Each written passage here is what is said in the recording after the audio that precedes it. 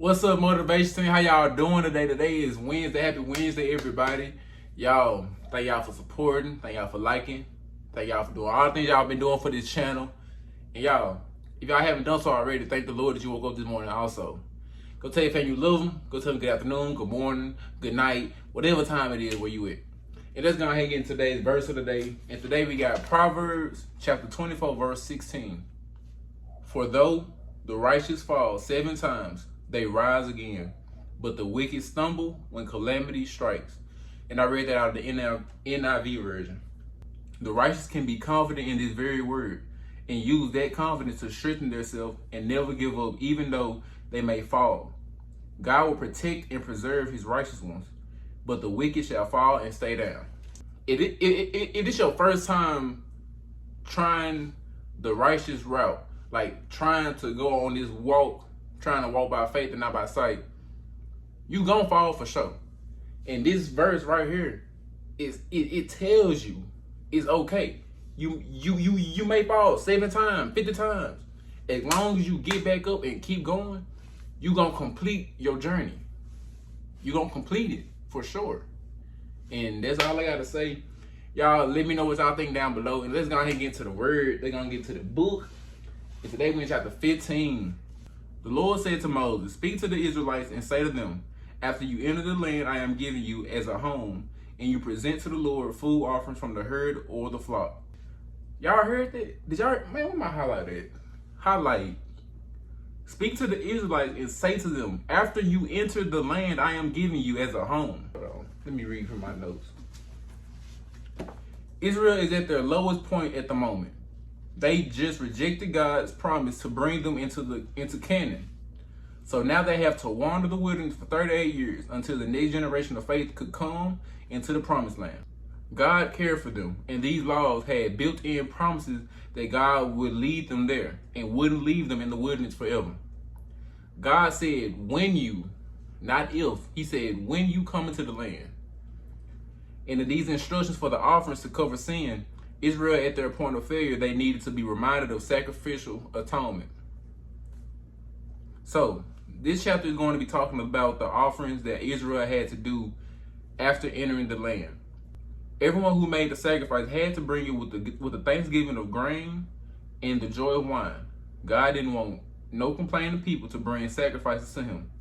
If they couldn't serve the Lord with gladness, then God didn't want their service. The Lord said to Moses, speak to the Israelites and say to them, when you enter the land to which I am taking you, and you eat the food of the land, present a portion as an offering to the Lord. Present a loaf from the first of your ground meal, and present it as an offering from the threshing floor. Throughout the generations to come, you are to give this offering to the Lord from the first of your ground meal. When God spoke to Moses like that, it was to keep their minds on heavenly places. Because even though it seemed like they were going to make it into the land, they still needed their minds set on it. We started off reading the chapter saying, the Lord said to Moses, speak to Israel and say to them, when you enter the land. How the Lord telling them, when you enter the land, when you enter the land. He keeping their mind like, hey, you gonna get into the land. Trust me, you gonna get into this land. But this is what you must do once you get in it, for sure. Cause y'all ain't finna get by. You know what I'm saying? I love y'all too much. Y'all ain't finna get by from doing what y'all just did. So when y'all get into the land, this is what I need y'all to do right here. Now, if you as a community unintentionally fail to keep any of these commands the Lord gave Moses, any of the Lord's commands to you through him from the day the Lord gave them and continuing through the generations to come, and if this is done unintentionally without the community being aware of it, then the whole community is to offer a young bull for a burnt offering as an aroma pleasing to the Lord, along with its prescribed grain offering and drink offering and a male goat for a sin offering. The priest is to make atonement for the whole Israelite community, and they will be forgiven, for it was not intentional, and they have presented to the Lord for their wrong. There was no exception. A sin is a sin. But anyone who sins defiantly, whether native born or foreigner, blasphemes the Lord and must be cut off from the people of Israel, because they have despised the Lord's word and broken his commands. They must surely be cut off. Their guilt remains on them. To sin defiantly meant to sin unashamed, and that was not tolerated in Israel. And we kind of see that in today's world. Defiant sinners are sometimes rewarded with fame and fortune. I'm not throwing no shade. And their guilt should be on them. But it's crazy that in today's world, when a person judges them for what they're doing, that person gets judged. Because we shouldn't judge nobody. But when we look at them, be like, dang, they doing this, they doing that. But they getting this and they getting that. We get put to blame. We get that guilt because we judging. What the verse today say? I got it right here. For the righteous fall 7 times, they rise again, but the wicked stumble. When they stumble, they gonna stumble and they gonna stay down forever. You know what I'm saying? So y'all focus on yourself. You know what I'm saying? The where mind your business came from. Just mind your business and keep on pushing. While the Israelites were in the wilderness, a man was found gathering wood on the Sabbath day. Those who found him gathering wood brought him to Moses and Aaron and the whole assembly. And they kept him in custody because it was not clear what should be done to him. Then the Lord said to Moses, the man must die. The whole assembly must stone him outside the camp. So the assembly took him outside the camp and stoned him to death, as the Lord commanded Moses. So this was an immediate example of dealing with someone who sinned defiantly. The Lord said to Moses, speak to the Israelites and say to them, throughout the generations to come, you are to make tassels on the corners of your garments, with a blue cord on each tassel. You will have the tassels to look, and so you will remember all the commands of the Lord, that you may obey them and not prostitute yourself by chasing after the lusts of your own hearts and eyes.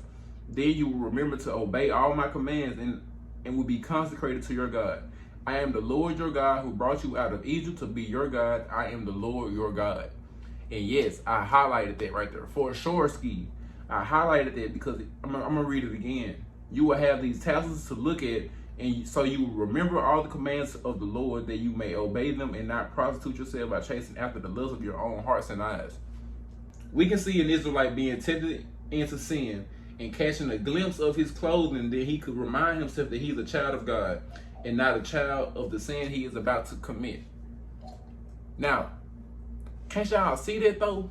Like, you doing something and you like, man, like, and you like, you're not thinking about God when you thinking about when that temptation right there in front of you.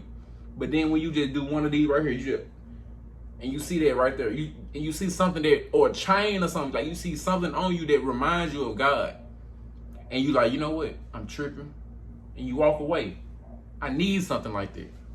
I'm gonna get something like that. I need something like that just to remind me. But that's it for today.